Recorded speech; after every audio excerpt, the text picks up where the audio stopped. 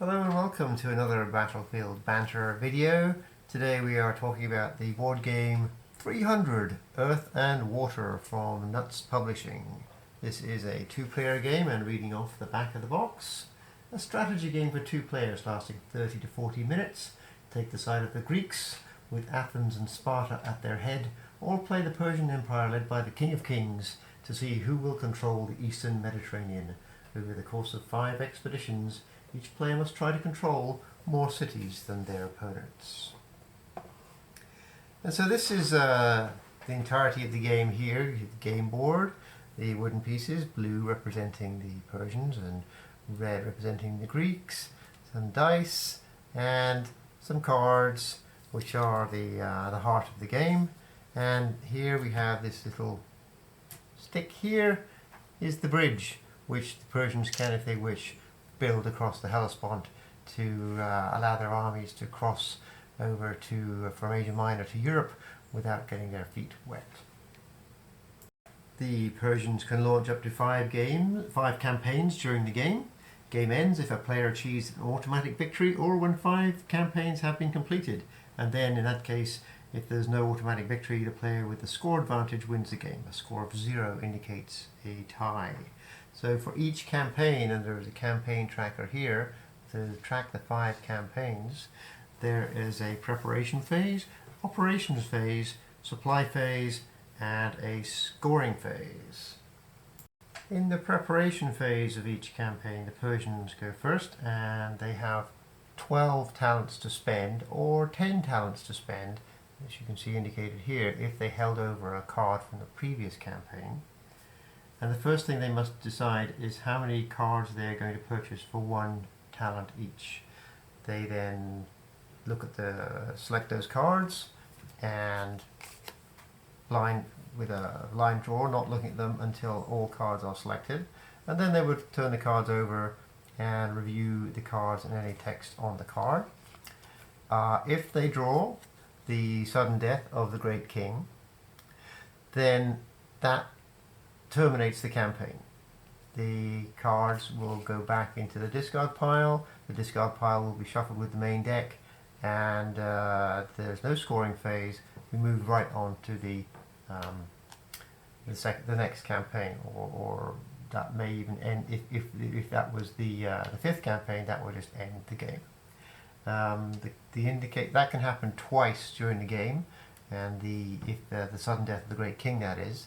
And so once that happens the first time, the Persians will mark it, and then if it happens the second time, then the Persians would mark it again. And Xerxes over here, and then any follow-on draws of this card would not have any effect for the Persians, and all they could do is use this card for a move order.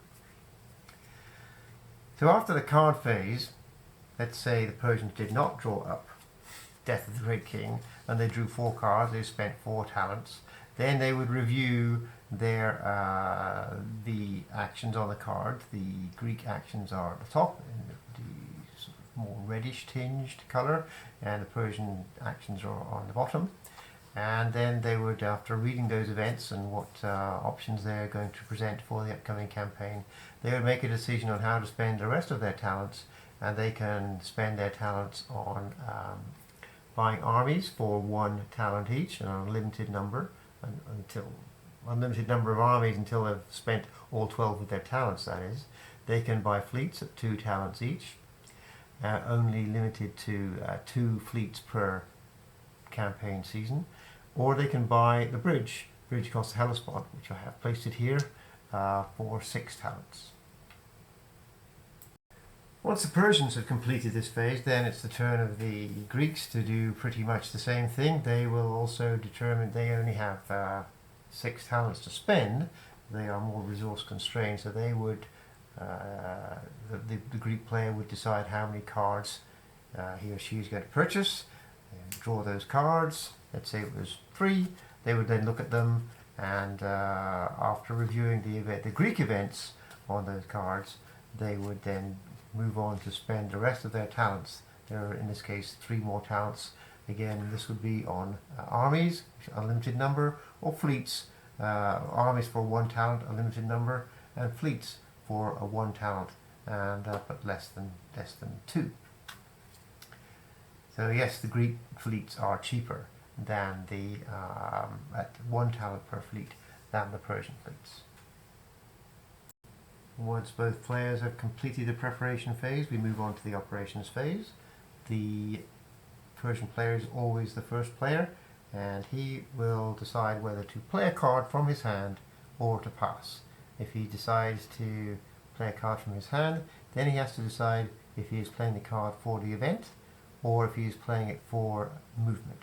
So, for example, if the Persian player was playing Tribute of Earth and Water for the event, choose one city that is not controlled by either side, place 1 Persian army there from your reserve. He would just play that card and then pick up a Persian army and place it on, follow the instructions of the card basically, place a Persian army wherever was allowed.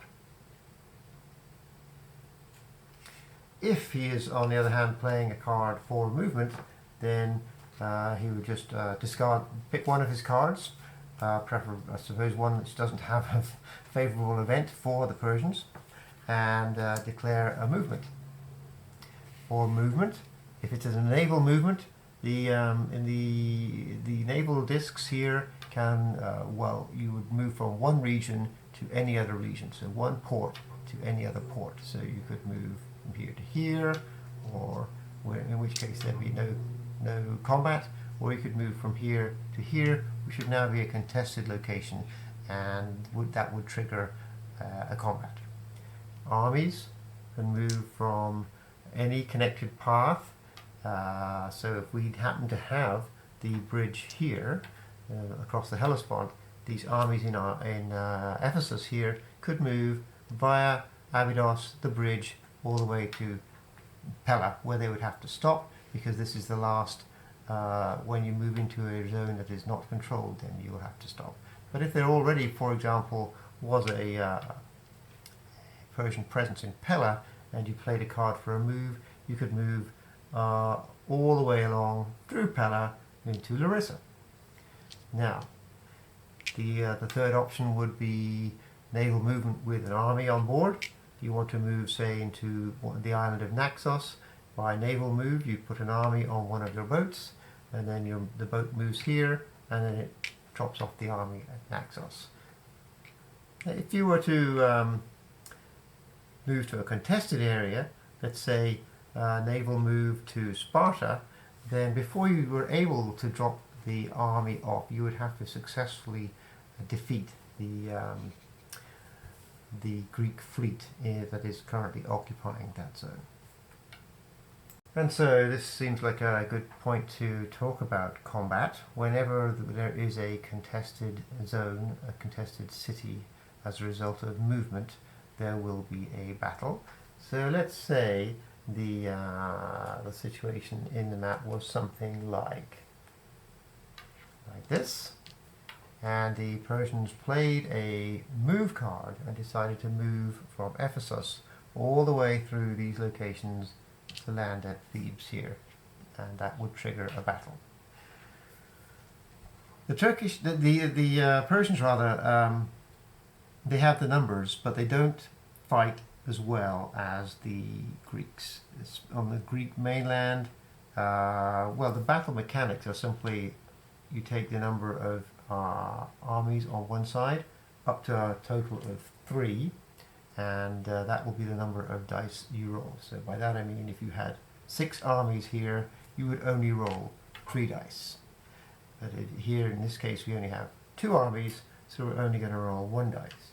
On the Greek side they only have 1 army, so they will only be rolling 1 dice. The advantage the Greeks have of fighting on home terrain is that really a disadvantage for the Persians. Any Persian dice roll is limited to 4, so 5 and 6 are reduced to 4. And after a dice roll, a 5 and a 1, a 5 and a 1, it actually then becomes a 4 and a 1, and then the Greeks will roll, and they get a 5. So 5 beats a 4, so the 1 lost to 1 Persian army. And then we go on to the second round. The Persians could decide at this point to retreat. If they say no, they're staying, The Greeks could decide to retreat. They say no, they're staying. Then the battle continues. The Persians now will only roll with 1 dice, again limited to the best they can do is 4. And so they rolled a 1, and the Greeks rolled a 5. 5 is higher than a 1, so this army is also lost and the Persians were soundly defeated. And so once the Persian player has elected to pass or play a card for the event or play a card for movement and any combats have been resolved, then it is the turn of the Greek player to follow the same process. Once you have 2 players pass in succession, then that is the end of the campaign and we move on to the supply phase. And then the supply phase will then be followed by the scoring phase. So let's talk about the supply phase. So let's talk about combat, and let's say we have a situation where the Persians have managed to build a bridge across Abydos, and they have assembled a large army and have got as far as Thebes, and the Greeks have come out with a smaller army to try and hold them off. And so what might more accurately have happened is, this is the situation, the Persians play a move card, so they pick up this, a card as a move order I should say, pick up this army and they move them to Abydos, across the bridge, to Pella, to Larissa and to Thebes. And so we're going to have a battle. Now, a couple of things. One is the Persians have the numbers, but they don't fight quite as well as the Greeks, and they don't fight very well at all when they're fighting on the Greek mainland. The battle mechanics are very simple. If you roll one dice per army present in the battle, up to a maximum of 3. So in this case, the Persians will be rolling 3 dice, the maximum, and these 2 armies are in reserve to replace losses and to come up the front line as losses are taken. And the Greeks will only be rolling 2 dice. But on the Greek mainland, the Persians, when they roll a dice, the maximum they can roll is a 4. So a 5 or a 6 are reduced to a 4. And so the Greeks will usually win on a one-on-one situation. If there's a tie, like a 4 rolled by the Persians and a 4 rolled by the Greeks, then everybody loses and one army goes from each side.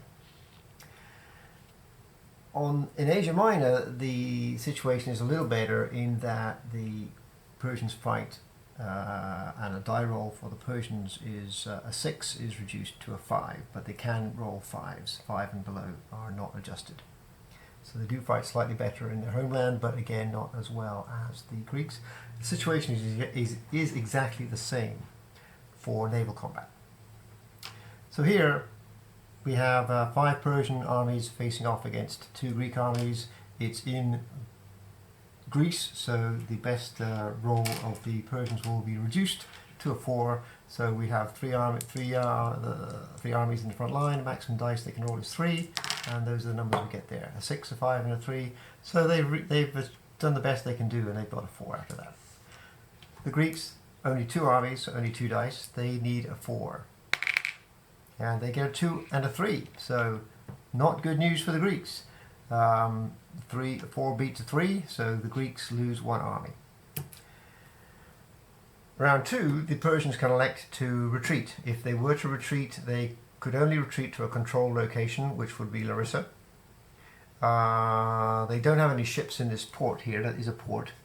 So if they had 5 ships, they could in this port they could retreat their entire army to any other port, but they feel they're onto a good thing here, 5 against 1, so they're not going to retreat. The Greeks, they could retreat either to Corinthos or to Athens, but they cannot retreat to Delphi because it is not controlled. They're going to hang in there, what the heck. And so 3 dice for the Persians. We'll try again. And there you get a 6, and a 1. So the 6 is reduced again to a 4. So that's the best. That's what the Greeks have to beat, and they have 1 dice this time. And they get a 4. Good and bad news. I mean, the Persians are fine with that because 4 and a 4 is a tie, so both units lose an army, and Thebes is now firmly in Persian hands. That's how land battles work. Naval battles work exactly the same way, only in ports. So if I had this situation here, and I wanted to move, I played a move card, I could move a fleet into here and engage the Persians would engage the Greek fleets in battle. The third option is the fleets rather can transport an army, and you can do a naval assault. So you could move your fleet with an army, one army to one fleet. That's the capacity, maximum carrying capacity of a fleet is one army, and you could move that there. Initially, there would have to be a successful, from the perspective of the Persian player, successful naval battle eliminating the Greek fleet before the army could land on this island here and initiate a land battle. If the Greeks were to win the naval battle, then the Persian ship would be destroyed along with its army and go back into the supply. One key objective for the Greeks, if ever the Persians happen to leave Abydos, if they've built the bridge, which is very expensive, it costs the Persians 6 resources, which is half of their resources for that particular campaign. If they built this bridge, and then it becomes a target, and if Abydos is lightly defended or not defended by the Persians, and then somehow the Greeks manage to eliminate the Persian forces in Abydos and take control by placing one of their armies in Abydos, then the Greeks have the option to burn the bridge, and it's simply just removed from the map. So that is something the Persians must guard against and the Greeks must strive to achieve. As soon as we enter the supply phase, the Persian player must discard all cards remaining in his hand. With the exception that if the Persian player decides to retain one card, he can do that. But for the next turn, when we get to the preparation phase, the Persian player will pay the price in that he will only have 10 talents to spend and not 12. The Greek player may keep up to 4 cards. If they have 5 or more cards in their hand, they keep a maximum of 4 and discard the rest. So quite the advantage for the Greek player if both players have passed and the cards in hand have not been used. After a card discarding has been completed, there will be an attrition of forces. This is similar but a little different between the two forces here. For the Persians, who will go first, any armies in their home cities are not affected by attrition. But any armies overseas, outside of those, let's say we had 3 armies here and 2 armies here, and we'll put this bridge on so they have a line of communication. The Persian player will count up the number of wine jars or amphorae or these little symbols here in the cities they occupy outside of their main cities. So in this case it's 1, 2. And then they will have to reduce their armies, not their fleets are not impacted, but their armies to this limit. So they will have to reduce their 5 armies here down to 2. So to maintain control of these 2 regions, that's probably what they would do.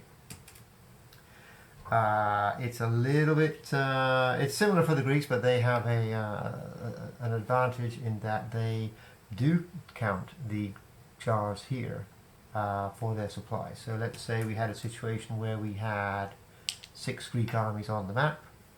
We have 1, 2, 3, 4, 5 wine jars in controlled territories, and so the Greeks have to reduce their strength by 1 to get down to 5. That's the attrition of forces. And then we move on to establishing lines of communication. There must be a line of communication back to a major city, or that army is removed from the map. Line of communication is a land route through a controlled town across the bridge to the major city here. So these both have a line of communication. If this army was not there, Pella would not be controlled. This unit would not have a line of communication, and at this phase would be removed from the map. If the bridge was not here, if somehow the Greeks had managed to take Abydos, where they would burn the bridge is not here, there will be no land line of communication to either Pella or Larissa, so both of these would be moved off the map. You can establish a line of communication if you have a naval unit in the port. So in this particular case here, no land line of communication to Larissa, so this one is in jeopardy and will be removed, but there is a naval line of communication from Pella across to either major city, so this army is preserved. Persians go first, and then the Greeks will follow, and it's really the exact same mechanic for the Greeks. For example, if the Greeks had armies in these islands here, they will be removed from the map as the current situation stands. However, if they had moved fleets to these islands, then both these armies would have a line of communication back to Athens and Sparta, and so would be preserved. And the last phase in the campaign is the scoring phase. Each controlled city scores 1 point for its side, or 2 if it is a major city. You calculate the points difference and add it to the total score by advancing this marker, depending on who has the majority of points. So in this particular situation here on this map, as we have it, the Persians would count 1, 2, 3, 4, 5.